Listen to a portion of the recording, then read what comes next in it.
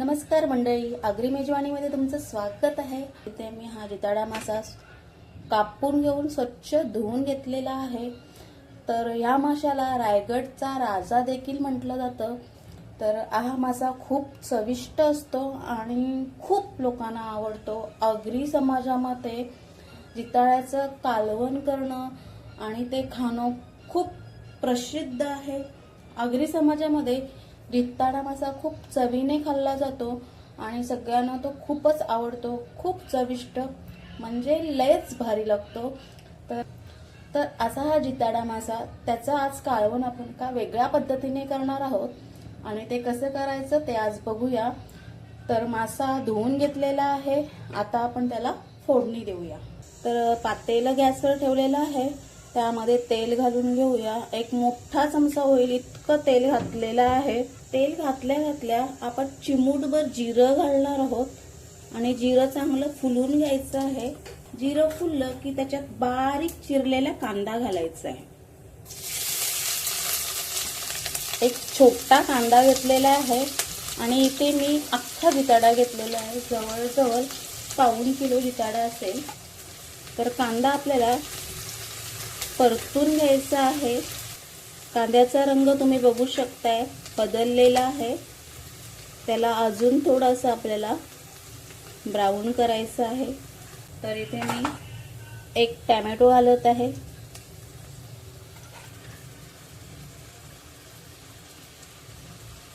तसेच त्यामध्ये एक चमचा आलं लसूण मिरचीची पेस्ट घालायची आहे।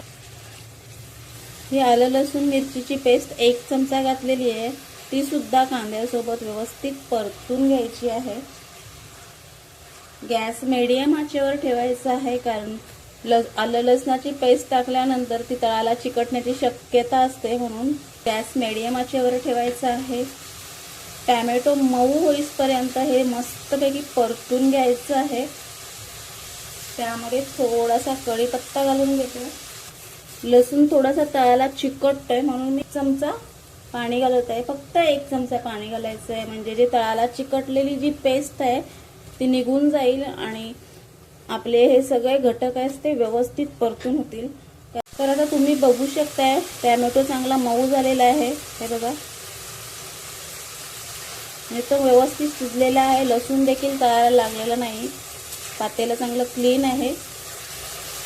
तर ही ट्रिक तुम्ही कुठलीही फोडणी करताना वापरू शकता, याच्याने फोडणीवर काहीच परिणाम होत नाही, उलट तुमच्या कालवणाचा रंग चांगला येतो, चव बदलत नाही। जर तुमची फोडणी करपली, तळाला चिकटला असेल मसाला, तर कालवणाची चव बदलते, कलर देखील बदलतो।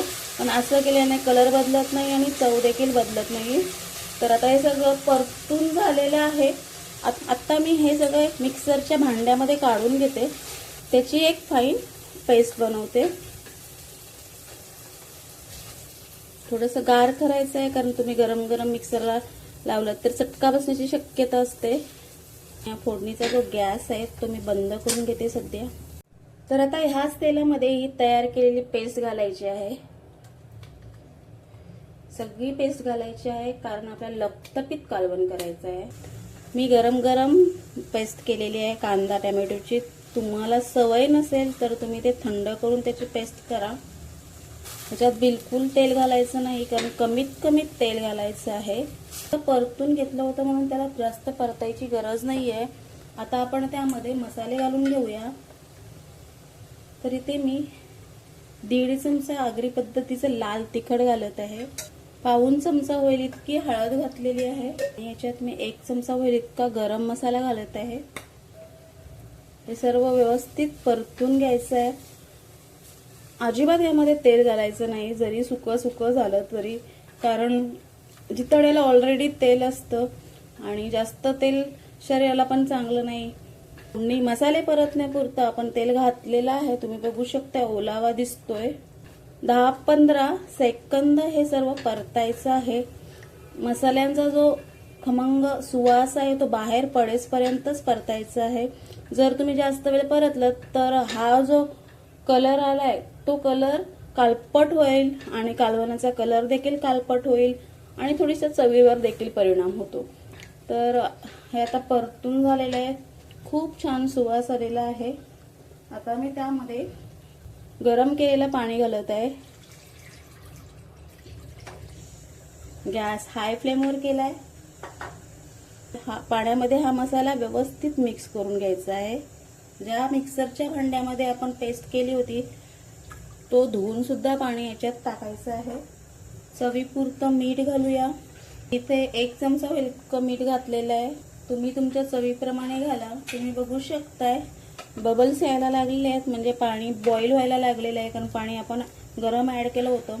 आता त्यामध्ये आपण जिताडा घालून घेऊया.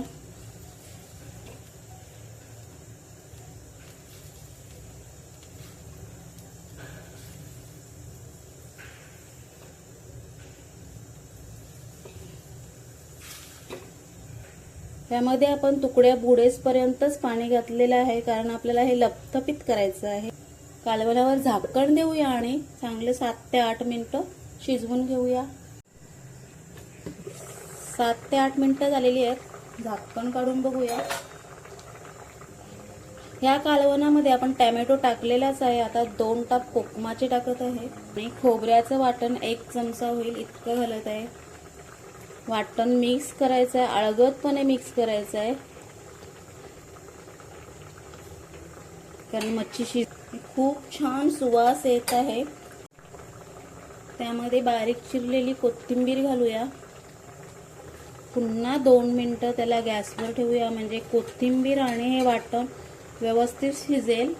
गॅस मात्र मंद आचेवर करायचा आहे.